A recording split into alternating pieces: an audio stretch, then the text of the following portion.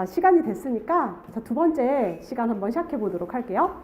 자, 두 번째 난제는 여러분들 어려워하시는 연차휴가예요. 연차휴가. 그래서 연차휴가는 제가 그 전체적으로 보면 이제 연차휴가 제도는 근로기준법 60조, 61조, 62조 이렇게 세 가지가 있는데 61조랑 62조는 여러분들 기본적인 내용이랑 정말 최근에 나온 판례 있는데 그냥 그 정도 읽어보시면 될 것 같고 저희 오늘 60조 중심으로 설명을 좀 해드리도록 할게요. 자, 일단 기본적으로 연차휴가가 뭔지 여러분들 우리 정리를 한번 해볼게요. 전 총 자료는 4가지 파트 나갔고 저는 3가지로 그룹핑해서 여러분들께 설명을 좀 해드릴 건데 일단 기본적으로 연차휴가가 뭔지 지금 한번 좀 보도록 할게요. 연차휴가가 뭐예요? 연차휴가는 기본적으로 법정휴가이고요. 근로자가 열심히 일한 거에 대한 일종의 대가, 보상으로서 근로 제공 의무를 면제해주는 유형으로 법률의 규정으로 인정되는 휴가제도이죠. 그래서 얘 같은 경우에는 여러분들 기본적으로 청구권 규범이기 때문에 목차를 일반론을 이렇게 정리를 합니다. 그래서 의, 요건, 효과 이렇게 3가지로 정리하시고요. 제가 연차휴가 법정휴가이다. 취지 열심히 일했으니까 쉬고 특히 여가생활 향유하라는 취지에서 그리고 법적 성질은 얘는 1년 단위로 출근율을 보기 때문에 1년간 근로에 대한 대가로서 부여가 된다는 거 여기까지 설명을 해드린 겁니다. 중요한 건 이제 여러분들 요거 2가지를 좀 체크를 하셔야 되는데요. 일단 기본적으로 요건으로 명확하게 좀 체크하죠. 연차 휴가건이 발생하는 요건이 뭡니까? 근로기준법 여러분들 60조 1항에서는 뭐라고 규정이 되어 있어요? 기본 휴가는 연간 80% 이상, 8할 이상의 출근율을 충족을 해야 되는 겁니다. 이게 60조 1항의 연차 휴가예요. 그래서 이 출근율 8할 이상이라는 것에서 출근율이 뭔지는 제가 이제 여기서 말씀을 해드리긴 할 텐데 일단 기본적으로 1년 전체적으로 봐서 근로제공 의무가 있는 언제 연간 소정근로 일수를 주고 실제 며칠 출근했는가 이거 비율적으로 계산을 한다는 점. 여기서는 단순하게 여러분들 정리하셔야 됩니다. 출근율 됐죠? 자, 그리고 2번째. 그러면 무슨 효과 발생해요? 휴가권이 발생해요. 휴가권이 발생합니다. 연차 휴가 기본 며칠부터? 15일부터. 휴가권이 발생합니다. 그리고 얘는 어디 있어요, 여러분들? 60조 1항에 있어요. 그래서 제가 여기다 미리 써놨는데요. 60조 1항이랑 2항은 달라요. 60조 2항 같은 경우에는 여러분들 잘 아시겠지만 1년차 내지는 이 8할이 안 된 결근자 같은 경우에 적용되는 거니까 제가 마지막에 이제 최근에 나온 판례 있죠. 그 기간제 근로자의 경우에도 이제 말씀을 드릴 텐데 1항이랑 2항이 중복적으로 적용되지 않기 때문에 분리해서 여러분들 생각을 하셔야 됩니다. 저는 그리고 여기까지는 60조 1항 규정을 기본으로 깔고 설명을 해드리는 겁니다. 요거 이해되시죠? 됐죠? 자, 그리고 이제 여러분들 60조 4항의 가산휴가까지 이제 고려를 하셔야 되는데 요거는 그냥 어차피 계산 문제이기 때문에 일단 차치하고 이렇게 심플하게 정리를 합니다. 자, 그리고 이 휴가권이 발생을 하는지 발생하지 않는지 발생한다면 며칠이 발생하는지와 관련된 쟁점을 저는 이제 여기서 2번째 다뤄드리도록 할 텐데요. 일단 기본적으로 60조 1항의 휴가권이 발생할지 말지는 무엇 충족 여부에 따라 달라져요. 요건 충족 여부에 따라 달라진단 말이죠. 그리고 그 요건은 뭐라고 제가 지금 여러분들께 말씀드렸나요? 출근율 8할 이상. 자, 그러면 이제 무슨 문제가 발생하냐면 출근율 8할 이상인지 여부를 계산을 해야 됩니다. 근데 이 출근율을 어떻게 계산해요, 여러분들? 요렇게 그냥 계산하면 돼요. 연간 소정 근로 일수분의 실제 며칠 출근을 했는가 비율적으로 8할 넘었냐 안 넘었냐 이렇게 보면 되는 겁니다. 그러면 사실 그 다음은 무슨 문제예요, 여러분들? 계산 문제예요. 실제로 출근을 했니? 결근했니? 요걸로 그냥 계산을 하면 되는 거예요. 그죠? 근데 여러분들 잘 아시겠지만 출근이면 출근, 결근이면 결근 이게 명확한 케이스도 있는데 그렇게 보기에는 조금 그렇거나 불분명하거나 이런 케이스들이 있단 말이에요. 그래서 여기서는 이제 1차적으로 무슨 문제가 생긴다? 요건 충족 여부 따질 때 출근율 계산 어떻게 하는가 이게 이제 문제가 되는 겁니다. 그래서 이거는 여러분들 여기서 크게 2가지로 나눠서 정리를 하셔야 됩니다.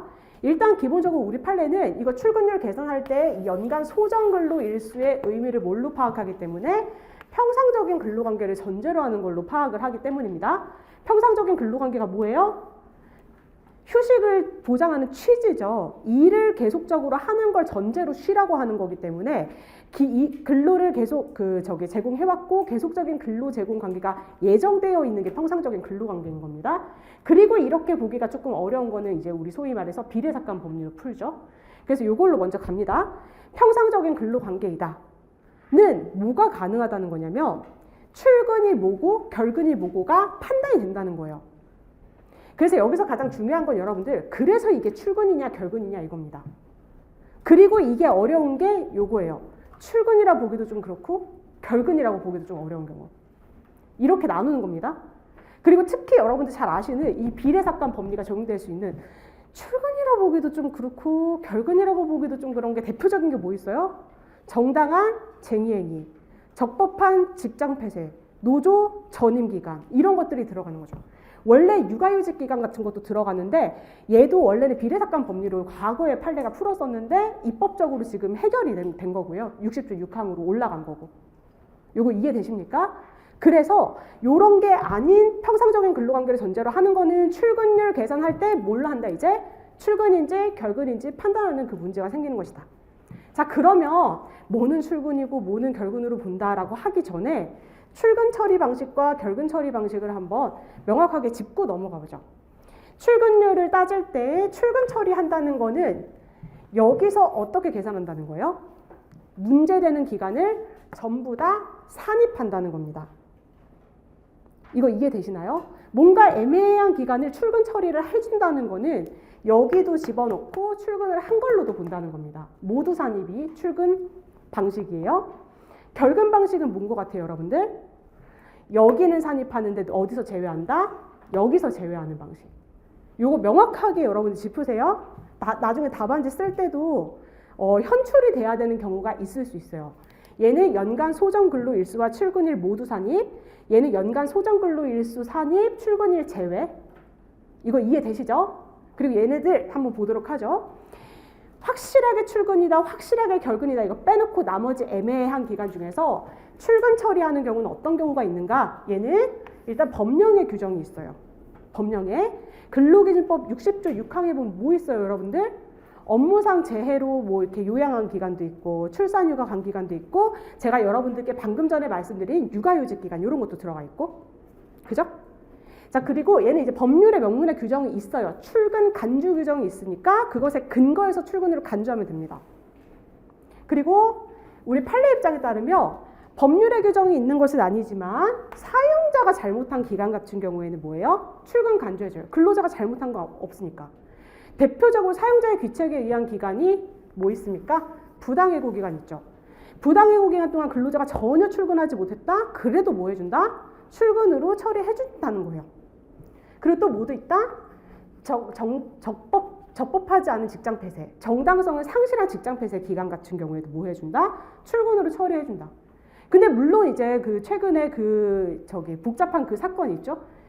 그 사건에 의하면 직장 폐쇄 기간 중에서 무슨 적법한 파업을 하고 그 다음에 직장 폐쇄를 했는데 적법한 기간도 있고 만약에 위협하게 변질되는 뭐 이렇게 막 경우의 수를 막 제시를 하는데 그거는 여러분들 다 끊어가지고 보면 됩니다. 사안을. 그래서 얘 같은 경우에는 그냥 적법하냐 위협하냐 그냥 이렇게만 나눠서 단순하게 보시면 되고 어쨌든 요거는 사용자의 귀책 사유행 기간이기 때문에 어떻게 한다? 출근 처리해준다.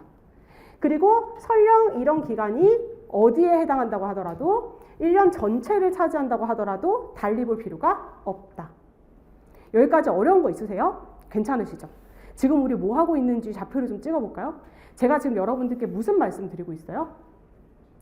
연차 휴가권 발생을 위한 요건 충족 여부를 따질 때 어떻게 계산을 하는가와 관련해서 평상적인 너무 들어갔네, 그죠? 평상적인 근로관계를 전제로 했을 때 출근 처리하는 경우 설명해 드린 겁니다. 지금 우리 뭐 하냐면 좌표 찍으면 요건 충족 여부 따지고 있어요. 자, 그 다음에 두 번째, 결근 처리하는 케이스 보자. 결근은 여러분 연소일 산입 분자에서 제외예요. 출근일 당연히 출근 처리 안 하는 겁니다. 그래서 이런 케이스는 당연히 이제 누가 잘못한 케이스? 근로자가 잘못한 케이스입니다. 근로자에게 귀책 사유 있는 거 대표적으로 어떤 거 있어요, 여러분들? 근로자가 잘못해서 징계 처분 받았던지 직위해제 처분 당한 기간이 있는데 이거는 근로자가 잘못했고 요 기간 동안 근로제공 의무를 면제받았다는 점을 참작해서 우리 판례는 결근 처리해도 괜찮다 이렇게 봅니다. 물론 취업규칙에서 출근 처리해줘도 괜찮긴 해요. 그건 근로자에게 불리한 게 아니니까. 근데 실제 사건에서는 결근 처리해도 뭐 딱히 그렇게 나쁘다고 할 수 없다라고 본 사례가 있다는 점. 그리고 두 번째, 위법한 재개행 기간. 요 경우도 근로자가 잘못한 거기 때문에 요거 이해되십니까? 뭐 한다? 결근 처리. 여기까지 어려운 거 없으시죠? 그래서 하나 지금 체크한 겁니다. 확실히.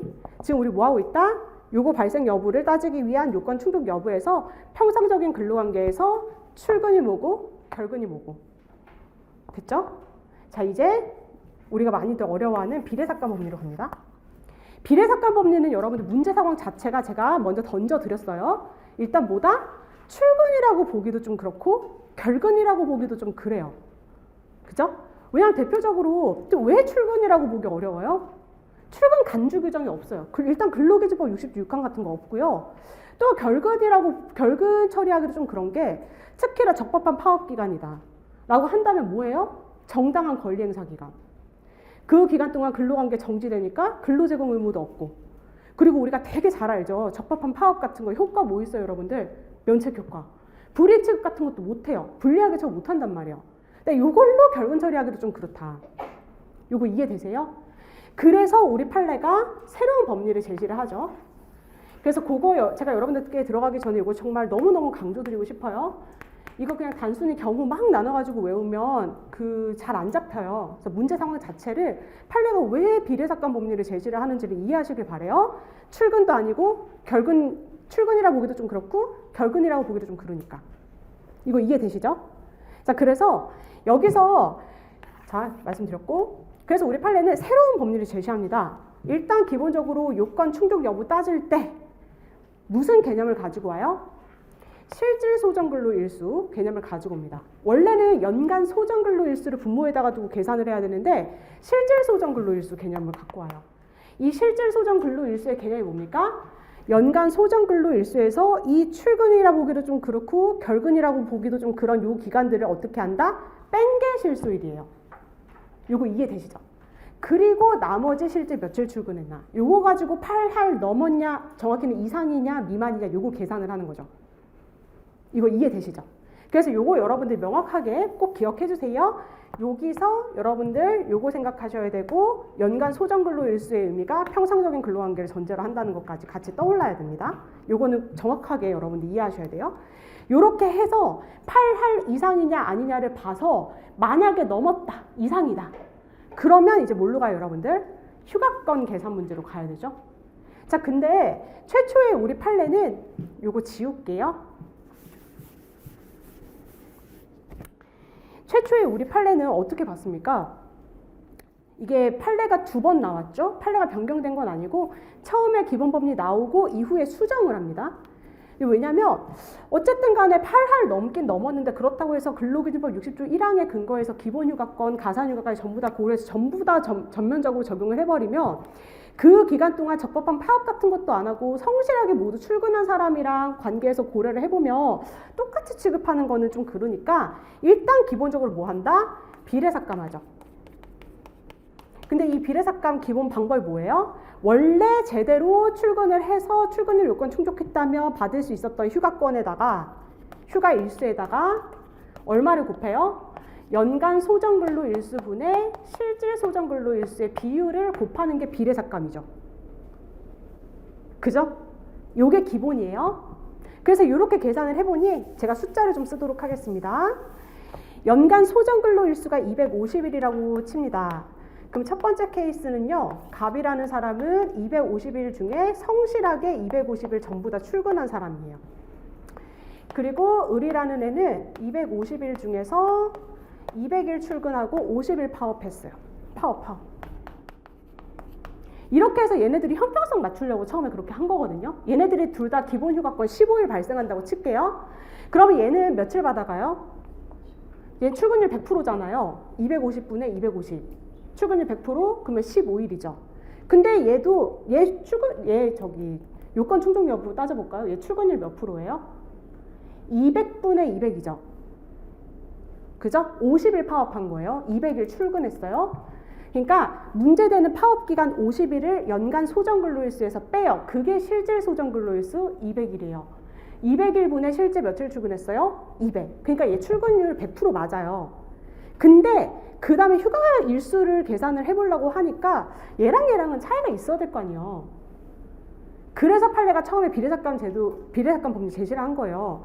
그래서 원래 을이라는 애는 15일을 받아야 되는데 다만 얘랑 고려를 해봤더니 똑같이 하는 건 좀 그렇고 여기다가 뭐 한다? 연소일분의 실소일의 비율을 맞춰요. 그럼 5분의 4일 거 아니에요? 그럼 곱하면 12일 나오잖아요. 요렇게 부여하는 게 원래 기본 법리였어요. 제가 지금 이거를 막 연소일, 실소일, 출근이라면서 막 설명해 드린 겁니다. 여기까지 괜찮으시죠? 근데 그 다음에 무슨 문제가 발생해요? 병이라는 애가 등장해요. 병은요 250일 중에서 50일 결근하고 200일 출근했어요. 50일 결근했어요. 근데 해고는 안 당했고 50일 결근했습니다. 얘 연차휴가 며칠 발생해요? 1년 근무하고 2년차 때라고 볼게요. 이 며칠 발생해요? 출근율 몇 프로예요? 딱 80%예요. 그래서 얘는 60조 2항이 아니라 60조 1항이 적용되는 거예요. 그러니까 며칠? 15일. 그러니까 여기서 또 안 맞는 거예요. 얘는 50일 결근한 애고 얘는 50일 동안 적법한 파업을 했는데 얘랑 관계해서 비례삭감하는 거는 인정이 되는데 얘랑 비교해보니까 오히려 얘보다는 얘가 좀 더 보호해줄 필요성이 있는 것 같은데 어때요? 더 불리하니까 자 우리 최근 판례는 어떻게 한다? 이 비례삭감 법리를 제한적으로 적용을 합니다. 그죠? 제한적으로 적용합니다. 그리고 그 제한적으로 적용을 한다는 게 실제로 이 문제되는 기간을 뭐 해봐요? 결근 처리를 해보는 거예요. 그래서 연간 소정근로 일수분의 실제 출근일로 가정적으로 계산을 해봤을 때 언제? 이 비율이 8할을 밑도는 경우에 한해서 비례삭감하고 8할 이상이면 비례삭감 한다 안 한다? 안 하고 15일을 다 줘라. 그러면은 얘네 셋이 전부 다 똑같이 15, 15 받을 거 아니에요. 이거 이해되시죠? 근데 만약에 여기서 이제 100일 동안 파업하고 150일 출근했다. 그러면 이때는 이제 8할을 밑도는 경우니까 비례삭감을 하면 되는 거고. 요거 이해되시죠? 요거 여러분들 좀 많이 헷갈리실 수 있는데요. 심플하게 생각을 하세요. 심플하게. 일단 여기서 확실하게 여러분들 챙기셔야 되는 게 일단 저는 이걸 너무 강조해드리고 싶어요. 왜 비례삭감 법리가 나오는가? 이거를 이해하세요. 뭐 연소일, 실소일 이건 두 번째 문제고요. 판례가 비례삭감 법리를 적용하는 그 문제 상황 그리고 왜 이렇게 복잡한 방식을 제시를 하는지 이것 때문이에요. 이것 때문에. 그렇기 때문에 막 이렇게 하는데 비례삭감 법리는 여러분들 요건에서도 검토가 돼야 되고 효과에서도 검토가 돼야 됩니다. 그래서 요건에서는 무슨 개념? 실소일 개념 나와요. 근데 보통 사례 문제에서는요. 파업 같은 거 뭐 직장 폐쇄 뭐 이렇게 줘도 노조 전임 기간 이렇게 줘도 나머지 기간 전부 다 출근한 것으로 보거든요. 사례 문제에서 그렇게 나와요. 그럼 당연히 출근율 몇 프로 나오겠어요? 1년 전체 뭐 노조 전임 기간 이런 거 아니고서야 출근율은 당연히 100% 나옵니다. 이거 이해되시죠? 그러면 이제 그 다음부터는 여러분들 뭘 봐야 된다? 이거 비례삭감을 해야 되는 사안인가? 안 해도 되는 사안인가? 그렇게 계산을 하면 되는 거고 요거는 쉬워요. 연간 소정근로 일수 두고 실제 파업기간 등 그 문제되는 기간을 뭐 해본다? 그냥 결근 처리해보면 됩니다. 그래서 80% 이상이냐 밑도냐 딱 그것만 보고 전자면 다 주고 후자면 비례삭감한다. 요거 한번 잘 음미해보세요. 이거 여러분들 질문 많이 주시긴 하는데 일단 그래도 요것도 결과적으로 나중에 이제 잘 여러분들 소화를 하셔야 되겠지만 지금 단계에서는 요걸 너무 강조해드리고 싶어요. 이 비례삭감 법리 왜 나왔는가? 자, 요렇게 하고요. 사실 이제 제 초기예요. 초기 좋았으면 좋겠는데 그냥 제 개인적인 느낌으로 이게 좀 더 중요하지 않나. 이 판례백선 이번에 개정될 때 추가된 판례도 여기 포함되어 있고 해서 요거 여러분들께 좀 강조를 해드리려고 오늘 마음 먹고 왔어요. 자, 제가 지금까지 무슨 말씀 드렸냐면요. 연차 휴가권 문제 설명해 드렸어요. 자, 연차 휴가권이 발생하기 위한 요건은 몇 년 동안을 봐요? 1년 동안 8할 넘었는지를 봐요. 8할 이상인지를 봐요. 근데 우리 판례를 잘 보다 보면 여러분들 판결 요지 같은 거 잘 보다 보면 휴가권과 연차 휴가를 사용할 권리와 연차 휴가 수당 착구권이라는 용어를 나눠서 쓰고 있어요. 이게 무슨 소리냐면 연차 휴가권 자체는 1년 동안 8할 이상이면 생겨요. 며칠 생긴지 계산 다 돼요. 근데 문제는 이 휴가 일수를 두고 구체적으로 휴가로 사용할 수 있는 권리는 다른 개념이에요. 달라요. 판례가 다르게 표현을 해요. 그거 제가 여러분들께 설명을 좀 해드릴게요. 일단 기본적으로 지울게요. 입사년도 언제로 잡아볼까요? 지금 2021년도죠. 그럼 2020년도로 그냥 잡을게요. 요때 입사를 했어요. 그래서 풀 출근했어요. 그러면은 100% 출근율 요건 충족했으니까 휴가권은 생겨요. 며칠? 15일. 근데 이거를 좀 더 이제 구체적으로 우리가 생각을 해볼 수 있다는 거죠. 이 휴가권은 그냥 권리로서 이렇게 존재하는 게 아니라 구체적으로 뭘로 우리가 보통은 생각을 하게 되냐면 일단 1차적으로 얘는 휴가 제도이기 때문에 휴가로서 써야 돼요. 그리고 그 휴가로서 쓸 수 있는 거는 계속 근로를 전제로 한다면 언제부터 우리가 쓸 수 있다? 1월 1일부터 쓸 수 있습니다. 그리고 얘는 소멸시효가 몇 년으로 규정되어 있어요? 60조 7항에 따르면 1년으로 정해져 있죠. 1년 동안 행사하지 않으면 권리는 소멸한다. 다만 사용자의 귀책사유에 의한 경우에는 그러하지 아니하다. 이렇게 되어 있죠. 그래서 기본적으로 휴가권이 발생했고 이 휴가권을 사용할 수 있는 기간은 몇 년? 1년이다. 이때부터 말이까지. 요거 이해되세요? 됐죠? 자, 그래서 일단 기본적으로 제가 여러분들께 휴가권 발생을 전제로 이거를 사용할 권리에 대한 소멸시효 설명해 드린 겁니다. 근데 여러분들 잘 아시겠지만 뭐 회사가 사용 촉진했다든지 그런 특별한 사정이 없는 한 휴가를 사용하지 않게 되면 뭘로 받을 수 있어요? 돈으로 받을 수 있죠. 그래서 얘네들은 사실상 같은 논의인데 다만 문제되는 상황을 정확히 이해하셔야 돼요. 자, 휴가 사용권이 있는데 소멸할 수 있어요. 언제? 1년이 지난 경우 해서 소멸시효는 이렇게 정하고 있는데 우리 판례 입장에 따르면 결국 얘는 무슨 문제로 귀결되기 때문에 돈 문제로 귀결이 되기 때문에 이거는 우리 판례 입장에 따르면 이렇습니다. 휴가권이 생겼고 요거를 사용할 수 있는데 1년 동안 사용하지 않고 1년이 지나버리면 혹은 1년이 지나기 전에 뭐 해버리면 퇴직해버리면 근로관계가 종료해버리면 얘네들은 더 이상 휴가로서는 쓸 수가 없죠. 뭘로 바뀐다? 돈 달라는 청구권으로 바뀐다는 거. 요거 이해되십니까? 되세요? 요걸 여러분들 일단 명확하게 이해를 좀 하시기 바래요. 실제로 판례를 읽다 보시면 판례가 연차 휴가를 사용할 권리 또는 수당 청구권 하면서 얘네들을 같이 묶어서 일반적인 연차 휴가권 자체랑 다르게 봐요. 제가 그래서 이건 특히나 돈 문제를 중심으로 보통 많이 문제가 생기기 때문에 돈 달라는 청구로 많이 문제가 되니까 제가 연기 때까지는 특히나 휴가권과 수당 청구권을 명확히 나눠달라고 그렇게 여러분들께 말씀을 드렸었거든요. 그 취지에서 제가 한 번 더 강조를 해드리는 겁니다. 이거 이해되시죠? 자, 다시 한번요. 연차 휴가권이 발생했고 그걸 전제로 해서 이제 사용을 해야 되는데 사용을 1년 동안 하지 않고 지났던지 1년이 지나기 전에 뭐 했던지 퇴직했던지 그런 경우에는 뭘로? 수당 청구권으로 바뀝니다. 사용 촉진 같은 거 안 했다는 전제 하에 했죠. 자, 근데 이제 문제는 이게 이제 노동판례 100선에 추가된 판례죠. 연차 휴가를 사용할 수 있는 연도에 전혀 출근을 못해서 사용을 못했다. 그러면은 연차 휴가를 사용할 권리도 소멸하면서 돈 달라는 청구도 못하는가? 이게 문제가 됩니다. 대표적으로 이거는 이렇게 그림을 좀 그리는 게 이해가 쉬울 것 같아요. 자, 이분이 2019년부터 합시다. 2019년 1월 1일에 입사하셨어요. 그래서 1년 동안 출근율 요건 충족했습니다. 근데 문제는 2020년 1월 1일부터 업무상 재해 당해볼까요? 업무상 재해 당해가지고 출근을 못했어요. 이거 이해되시죠? 그리고 나서 이때 다시 출근했어요. 그러면 이분은 회사에 대해서 총 며칠분의 돈 달라는 청구 내지는 휴가 사용권을 갖는지 한번 계산해 볼까요? 일단 기본적으로 요때 출근율 요건 다 충족을 했다면 며칠 휴가권 생겨요? 15일 휴가권 생기고 이 15일 휴가를 사용할 권리가 언제 생겨요? 20년 1월 1일에 생겨요. 근데 문제는 이때 업무상 재해를 당해서 1년 동안 출근을 못해서 1년이 지나버렸어요. 그러면 우리 판례 입장에 따르면 뭐는 소멸해도 휴가를 사용할 권리는 소멸해도 뭐는 소멸하지 않는다?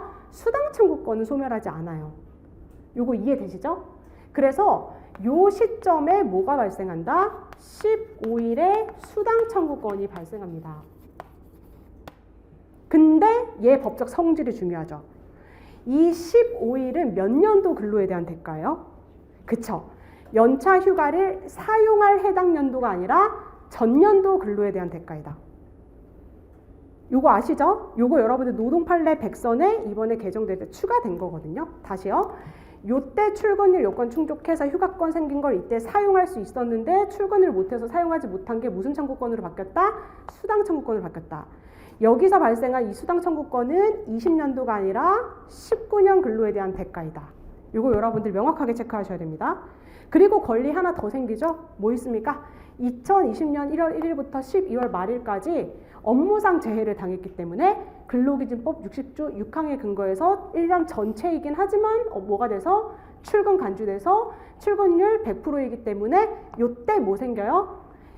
2020년 근로에 대한 대가인 연차 휴가를 사용할 권리가 생기죠. 요거 이해되시죠?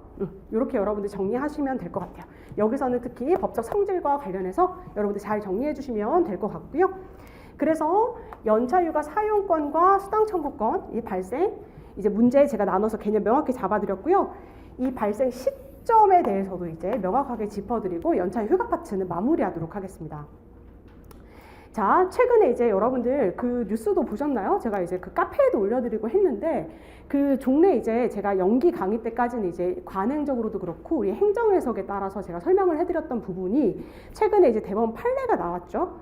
특히나 이제 1년만 일하고 딱 1년 기간제 근로자예요. 계속 고용이 전제되지 않고 1년 기간제 근로자로 근무하고 딱 마지막 시점까지만 일하고 그만두신 분 같은 경우에는 총 며칠분의 연차휴가 수당을 청구할 수 있는가 이제 이런 문제가 있었는데 이것을 포함해서 이거는 법리 자체가 새로운 게 아니에요. 우리가 이미 공부했던 법리인데 기본적으로 연차휴가권을 사용할 수 있는 그 시점 그리고 이걸 전제로 해서 연차휴가 수당을 청구할 수 있는 그 시점에 대해서 우리 판례는 다시 한번 이렇게 얘기를 합니다. 종래 나왔던 판례인데 제가 아까 앞에서 연차휴가권을 몇 년을 본다 그랬어요?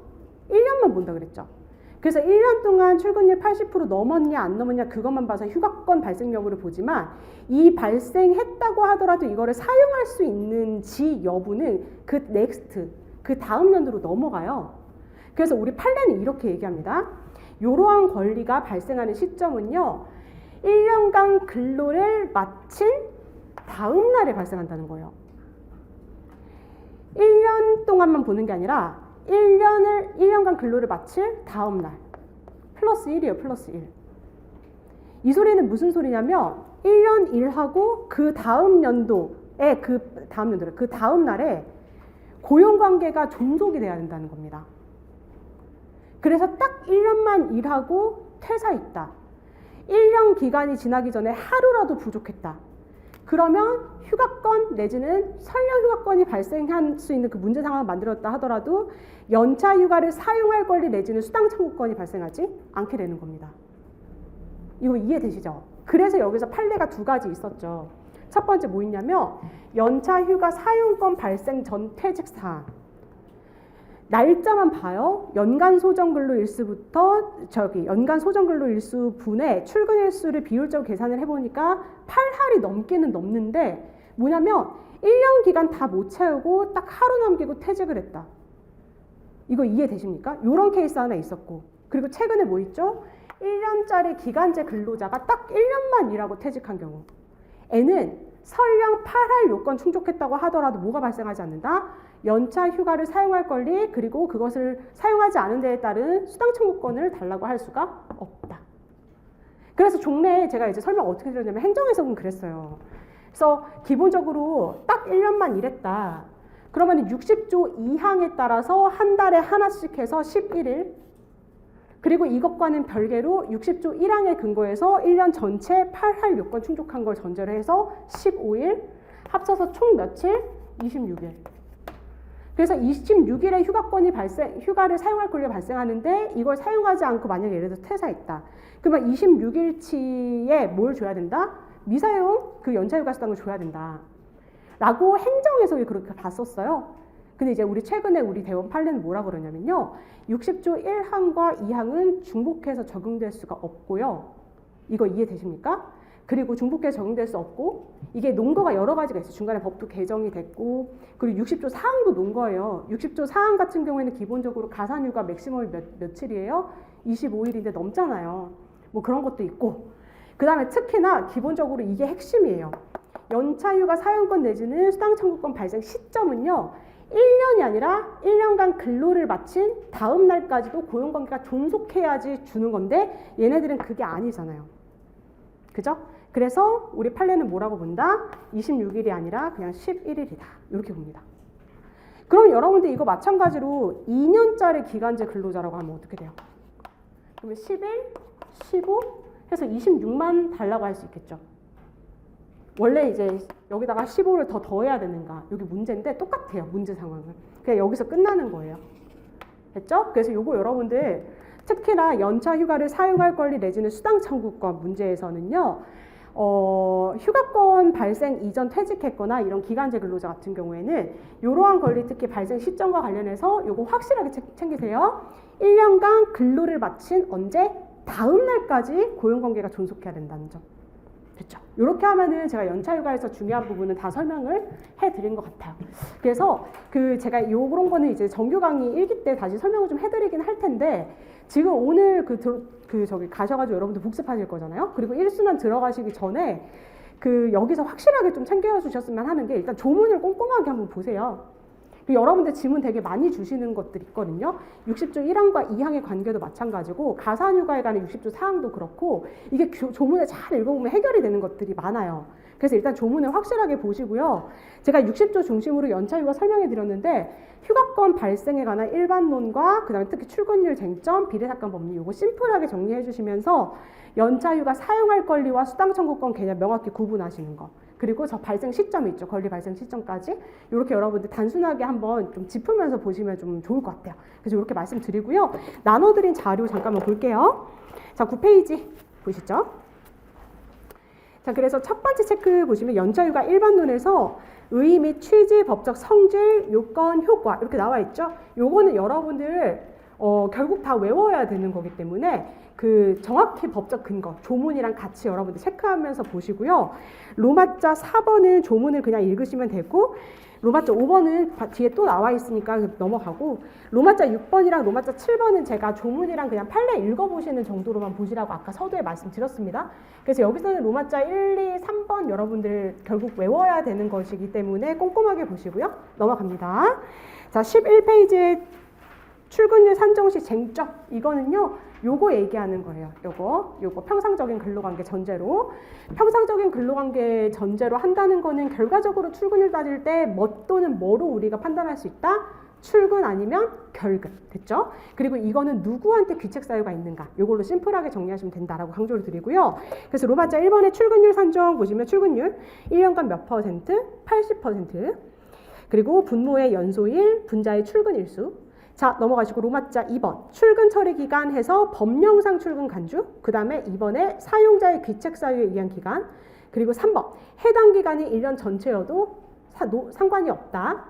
자, 내려오시고 로마자 3번 결근 처리 기간은 정직 직위해제 위법한 쟁의행위 기간 나와 있는데 둘 다 근로자의 귀책 사유에 의한 기간이라는 점. 자, 그리고 다시 한번 정리합니다, 여러분들. 출근 처리 방법과 결근 처리 방법은 연소일과 출근일에 산입하는가 제외하는가 요거 짚으면서 보세요. 자, 넘어갑니다. 비례삭감 법리로 가죠. 자, 비례삭감 법리는 여기서 제가 여러분들께 강조해드린 두 번째 내용이고요. 얘는 출근이라 보기도 좀 그렇고 결근이라고 보기도 좀 그런 케이스들. 자, 그래서 로마자 1번 연간 소정 근로일수의 의미는 평상적인 근로관계를 전제로 하는 것이고 로마자 2번 대표적으로 문제가 되는 게 근로자의 정당한 쟁의행위 기간. 요거 여러분들 왜 판례가 출근이라고 보기가 좀 그렇다 그러고 결근이라고 보기가 좀 그렇다고 하는지 논거를 정확하게 체크하세요. 자, 그리고 최근 판례는 이 비례삭감 법리를 적법한 직장 폐쇄인 경우와 노조 전임 기간인 경우에도 적용을 했죠. 그래서 그런 취지에서 노조 전임 기간 여러분들 얘도 마찬가지 취지고 전체적인 논거는 비슷해요. 그래서 보시면 돼요. 출근이라 보기도 그렇고 결근이라 보기도 그렇고 그 다음에 3번 보시면 요거 2번에서 양가로 3번 결국 근로제공 의무가 면제되는 노조 전임 기간은 요거 찾으셨나요?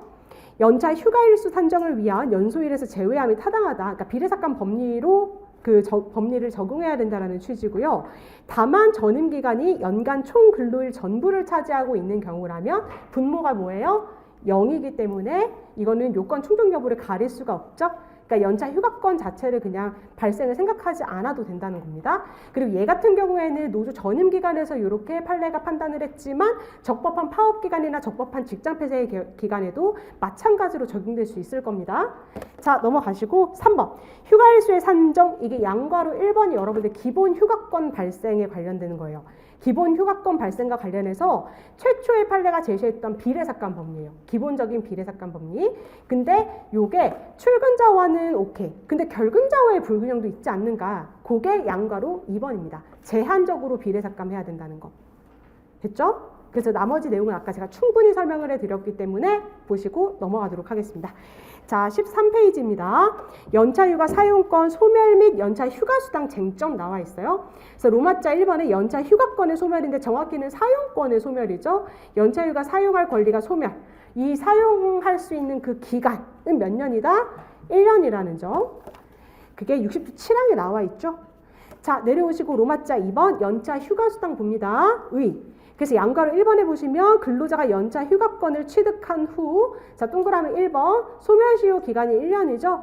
1년 이내 연차 휴가를 사용하지 않던지, 혹은 1년이 지나기 전에 뭐 하는 경우? 퇴직하는 등으로 확정적으로 연차 휴가를 더 이상 사용하지 못하는 경우에는 미사용한 것에 대해서 뭘 달라는 권리? 연차 휴가 수당 청구권이 발생한다.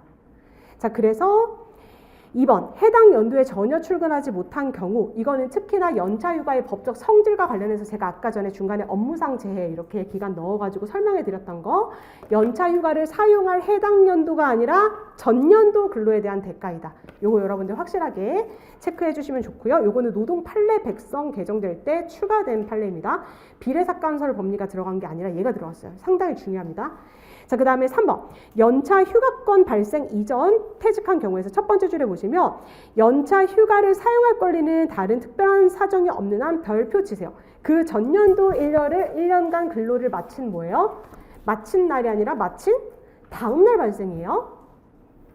마친 날이 아니라 다음 날 플러스 1 해야 돼요. 그때까지 계속 고용이 전제가 되어 있어야 되는 겁니다. 됐죠?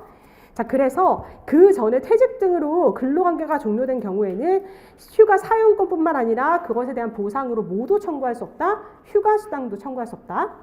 그리고 밑에 1년 기간제 근로자 연차휴가, 이것도 마찬가지 취지예요. 법리가 똑같아요. 그 3번에서 제가 별표 쳐드린 그 법리를 요 4번 판례에서 그대로 원용을 했어요. 그래서 법리 자체가 특별한 건 아닌데 제가 또 뭐 1, 2, 3, 4 하면서 막 밑에다가 요약을 해놨죠. 이건 제가 좀 요약한 건데 이거는 판결 이후에서 판례가 뭐 막 이렇게 해가지고 얘기한 걸 제가 가지고 온 거거든요. 그래서 요거는 외우기보다는 제가 아까 여러분들께 지나가듯이 말씀드리는 애들이 다 여기 있어요. 그래서 그냥 이해하시면서 몇 번 읽어보시면 될 것 같고, 여기서 포인트는 연차휴가를 사용할 권리 그리고 그것에 대한 보상으로서의 수당 청구권은 언제 생긴다고요? 1년간 근로를 마친 다음 날 발생한다. 이게 여러분들 핵심이라는 점. 그거 여러분들 명확히 짚으시면 됩니다. 자, 넘어갑니다. 자, 이렇게 하고요. 또 잠깐 쉬죠. 자, 8분이니까 18분에 시작하도록 하겠습니다.